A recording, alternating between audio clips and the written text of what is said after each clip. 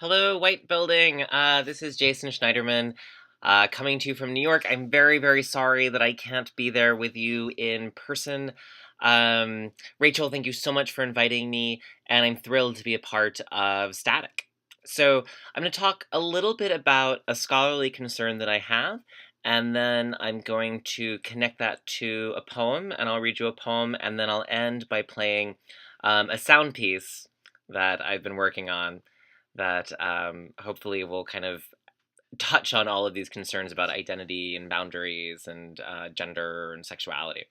So, one of the things that I'm interested in right now as a scholar is the way we have in the United States a lot of media narratives that are presenting transgender activism as kind of something new. And in these narratives, the discussion is basically from 1969 to about the early 2000s. There was gay activism, and gays and lesbians, homosexuals were getting their rights and fighting for their rights. And now it is the time for transgender people to become active and visible, and in the same way that homosexuals did, particularly in the 1990s, it is now their turn. And there's certainly a great truth to that. And the truth is that from the late 60s to the early 2000s, transgender people were often left out of the games that were being made by gay and lesbian people. However, in representing Stonewall as the starting point of gay rights, and in representing Stonewall as something that is gay and not transgender, it really erases that history in which transgender people were extremely active and extremely present and crucial to this movement. Um, I have other interests in terms of going back even further. That if you look at a novel like The Well of Loneliness from 1928, it really only works as a, a novel about inversion, right? And that's a conflation of sex and gender, right? That puts them together. It's a lesbian, well, it's neither a lesbian nor a transgender person, it's an invert. And so if you try to use another model, if you try to look at The Well of Loneliness as a lesbian novel, it doesn't make a lot of sense. It's a terrible lesbian novel, and lesbians have been very angry about it being a bad lesbian novel for a really long time. But that's because it's a novel about inversion. And if you try to make it a transgender novel, it similarly doesn't work because it's really about sex and gender being together in a way that right now we're really kind of keeping a pretty severe firewall between. And that's actually a fairly new way of thinking gay and trans identity. And so this is really what I'm interested in, the way that these contemporary narratives are kind of misrepresenting the path and past and giving us a kind of slightly false notion of what that past looked like. So, as a historian and scholar of sex and gender, I kind of track these different boundaries and these different identities. As a poet, I get to make up where those boundaries and those genders and those sexualities are kind of blending into each other.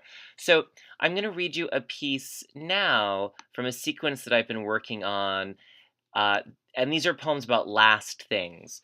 And so this poem is called The Last Widow.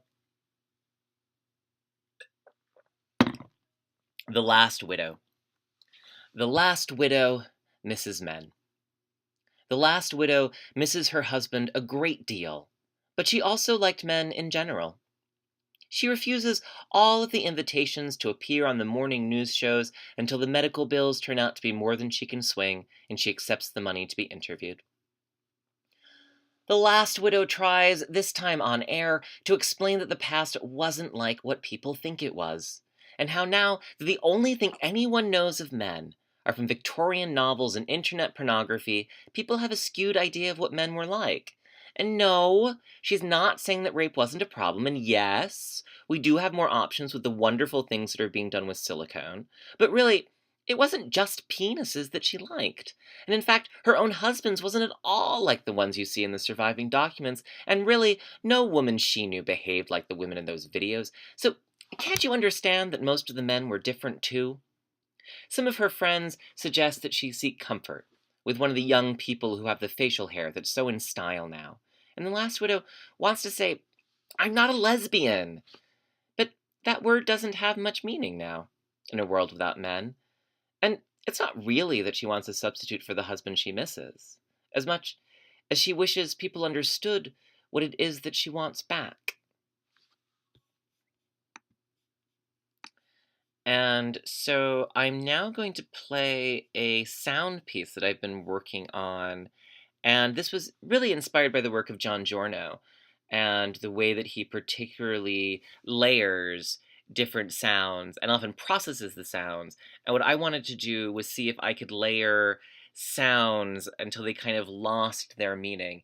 And so, in my own sort of cross gendered gay identification, I of course chose a line from a Madonna song. And so, this is the soundscape that I've been working on.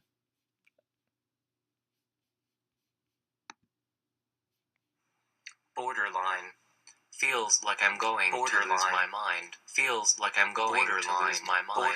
Feels like I'm going to lose my mind. Feels like I'm going to lose my mind. Feels like I'm going to lose my mind. Feels like I'm going to lose my mind. Feels like I'm going to lose my mind. Borderline. Feels like I'm going to lose my mind. Okay, so thank you so much for having me, and I hope that I can be with you in London sometime soon, hopefully in the summer or the fall.